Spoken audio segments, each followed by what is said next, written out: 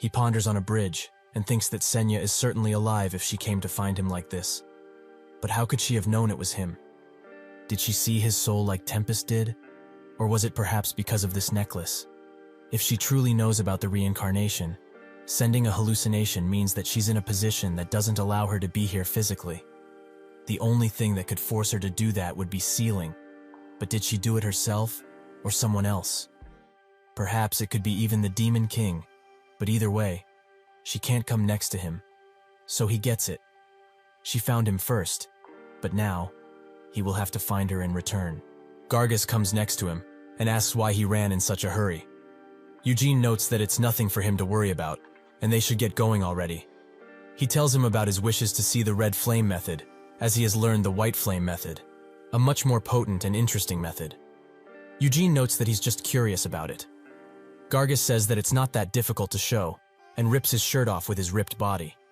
Eugene asks if that really is necessary, and Gargus notes that it isn't, but it does help his mental quite a bit. He starts doing it, and Eugene asks if the core splits with this method.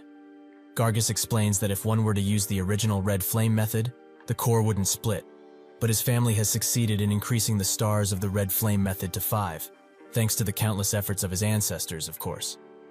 As far as he knows, there are only a few branch families who attained 5 starts using the flame method taught to the branch families. He has also attained 2 starts recently. Eugene thinks that the flame method Gargus and his family use can only go up to 5, even though it's one of the top branch families. Even after hundreds of years of development, the red flame is still limited to 5 stars. The white flame method is reserved only for the main family, while the red flame is given to other families. That's why there is such a gigantic gap between the main and branch families, which will most likely never be closed. But he doesn't really get it, as Vermouth wasn't the type to be petty about things like this. He was going to try and learn the red flame method if it showed potential, but now there's no need. Eugene excuses himself, and Gargus asks if he won't stay to see the Giant's gems, which Eugene politely refuses to. In his research room, at the Red Magic Tower, he thinks that Senya's final magic texts are in Acreon, more specifically, witchcraft. Both Roberian and the Dark Magic Tower Master said they would write recommendations, so he can only be optimistic about entering Acreon. Senya has waited 300 years after all, so a little more won't hurt, right? He looks at the Moonlight Sword fragment, and thinks that if mana contacts it, the whole structure of mana breaks and disperses. However, with this fragment, he couldn't hope of dispersing high-class magic. But everything else is game, so he should have at it. If his mana doesn't break from that fragment, it means that his mana's unity will become much stronger than the white flame method limits. A trainee comes and tells Hera that countless explosions and vibrations have been heard from Eugene's training room for a few days now. She says that she will go to him, as she needs to do something for the Tower Master anyway. Hera arrives at his door and knocks, but that's when the whole room shakes. She rushes in, but she finds out Eugene is safe and sound, also shirtless. She asks what he's been doing, and he explains that he's only training mana along with his magic training. Hera finds it strange that he's training magic, as there is no magic circle in size. And what about that fragment, as the door is broken and the walls are cracked, but it stands firm? Eugene shows her how he's been training, and summons a fireball alongside a few magic missiles. He shoots them at the fragment, which disperses them throughout the room. Hera is quite shocked, as he's using his core like a circle, almost perfectly at that. His mana unity has also become very strong, with his magic abilities being even more potent. She asks if he's practicing warfare magic, and Eugene explains that he's actually focusing on training the mana itself, and he's made some progress. He thinks that when he started, his mana would disperse before it even burst, but now, he can force the mana to stay together in order to create an explosion. Hera says that it's great he's training so diligently, and she came because someone told her there were explosions in the research room, so she came to check his condition. Eugene asks if she really came only because of that, and she says no, as the Tower Master wants to see him.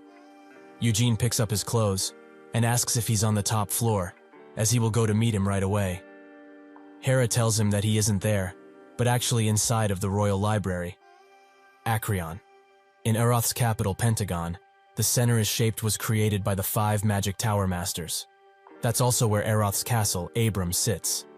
It is built in the middle of a big lake, so it cannot be reached without a boat, as magics have no effect in this place.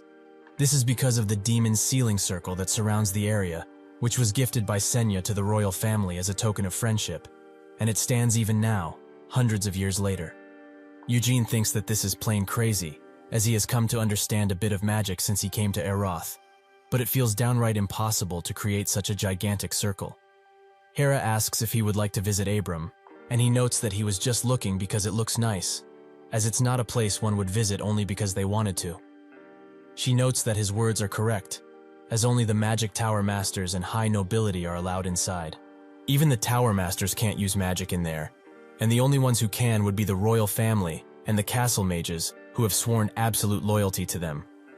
Eugene asks if the tower masters also didn't swear loyalty to the royal family, and Hera says they have, but they don't obey unreasonable orders, so the magic towers and Eroth have a mutual cooperation agreement. It's not the castle that holds a deep relationship with the magic towers, but rather the parliament. The castle has its own group of mages, so the tower mages are typically for the parliament. But he shouldn't take this as the mages having something against each other or something, as they do not. They arrive at Acreon's doors, and Hera notes that 3 people disagreed with letting him inside: the Blue Tower Master, the Green, and the Mage Guild Tower Master.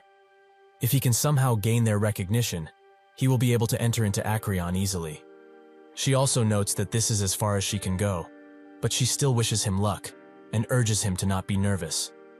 Eugene thanks her for the kind words, and shortly after, he presents himself to everyone. The captain of the castle mages, Tremple Wizardor, Roberian, Generique Osman, the Green Magic Tower Master, Hiraduth Uzlan, the Blue Magic Tower Master, Melkith Elhaya, the White Tower Master, Balzac, and the Magic Guild Master, Edgard Gyron. Honain Abram, the first successor of Eroth, tells him to raise his head, and notes that he heard his name quite a lot these past few days, and always wanted to meet him. Eugene looks at him, and thinks that he's heard about him, that he is the first successor and a genius that reached 5 stars before reaching adulthood. The Blue Tower Master notes that he's heard plenty about him, but the Dark Magic and Red Magic Tower Master have also been advocating for him, quite aggressively at that. He is quite aware that he's talented, but magic and swordsmanship and magic are entirely different things. He thinks that this kid is only 17 and has only gotten into magic, so how does someone like that receive an Acreon recommendation? There is something behind this, surely. Roberian is an old friend of Lionheart's patriarch, and the Dark Magic Tower Master wants to get closer to the Lionhearts as to cover the recent incident. That must be it. Eugene says that he understands, but what needs to be done to make them let him inside? Roberian says that he only needs to show him magic, as the nobles and wise mages in this room will analyze him. The Blue Tower Master notes that originally, he would have to show them extensive research and things like this, but he presumes he doesn't hold anything of that nature, right? Eugene looks at them and notes that he's starting. He spins his stars and forms a circle, and they all assess him. The Magic Guild Master thinks that he's only been training his mana for 4 years, so he's definitely talented, if anything. The Green Tower Master thinks that this isn't enough, as there's a huge difference between mana management and magic understanding.